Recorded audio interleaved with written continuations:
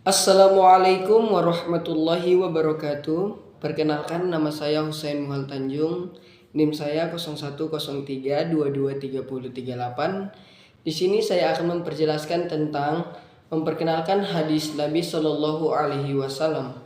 Untuk dapat memahami sunnah dengan pemahaman yang benar, jauh dari penyimpangan, pemalsuan dan penafsiran yang buruk, maka haruslah kita memahami sesuai dengan petunjuk Al-Quran, yaitu dalam kerangka bimbingan ilahi yang pasti sebenarnya dan tak diragukan keadilannya. Atas dasar ini, hadis palsu seperti biasanya dikenal dengan nama hadis Al-Quran harus ditolak tanpa ragu, sebab itu jelas bertentangan dengan Al-Quran yang dengan keras mengancam kepercayaan kaum musyrik berkenaan dengan Tuhan-Tuhan palsu yang mereka mempercayai seperti Allah dan Al-Manat, sebagai yang disinyalisir dalam Al-Quran sebagai berikut. Sungguh yang demikian itu, pembagian yang tidak adil itu tak lain hanyalah nama-nama yang kamu serta bapak-bapakmu mengada-adakan, sedangkan Allah tidak menurunkan suatu pemberian keras kepadamu untuk menyembahnya. Sungguh tak ada yang mereka ikuti kecuali persangkaan kosong serta apa yang dibisarkan oleh hawa nafsu, padahal sesungguhnya telah datang kepada mereka petunjuk itu dari Tuhan mereka. Quran Surah Al-Najm ayat 19-23. Untuk berhasil memahami sunnah secara benar, maka harus menghimpun semua hadis sahih yang berkaitan dengan suatu tema tertentu, kemudian mengembalikan kandungan yang mustasabih kepada yang mahkam, mengaitkan yang mutlak dengan yang muqayyad, dan menafsirkan yang am dengan yang khas. Dengan cara itu dapatlah dimengerti maksud dengan lebih jelas dan tidak dipertentangkan antara hadis yang satu dengan hadis yang lainnya. Sebagai telah ditetapkan bahwa sunnah menafsirkan Al-Quran dan menjelaskan makna-maknanya, dalam arti bahwa sunnah merinci apa yang dinyatakan oleh Al-Quran secara garis besarnya saja, menafsirkan bagian-bagian yang kurang jelas, mengkhususkan apa yang disebut secara umum dan membatasi apa yang disebutnya secara lepas mutlak. Maka sudah barang tentu ketentuan-ketentuan seperti itu harus pula diterapkan antara hadis yang satu dengan hadis yang lainnya.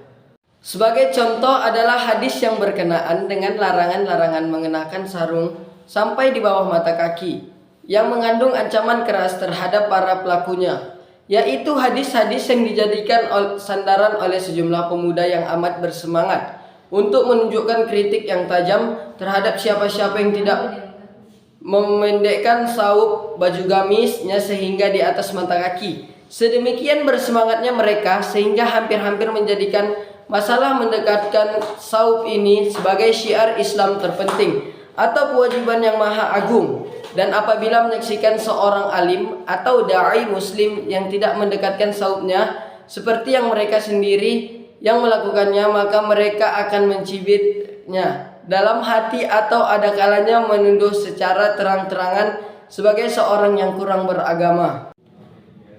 Penggabungan dan pentarjihan termasuk hal yang amat penting untuk memahami sunnah dengan baik, ialah dengan cara menyesuaikan antara berbagai hadis sahih yang redaksinya tampak seolah-olah saling bertentangan.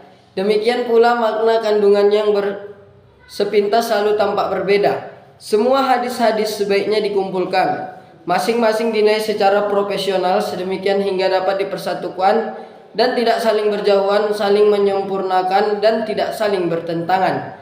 Kita hanya menegakkan pada hadis-hadis yang sahih saja, sebab yang doib atau yang kurang mantap sanadnya tidak termasuk dalam pembahasan kita ini. Kita tidak meminta untuk digabungkan antara hadis-hadis seperti ini dengan yang telah dinilai sahih. Memastikan adanya al-nasik dan al-mansukh, di antaranya yang berkaitan dengan soal-soal hadis-hadis yang kandungannya dianggap saling bertentangan, adalah persoalan nasik yang menghapus suatu ketetapan dan yang mansukh yang terhapus berlakunya.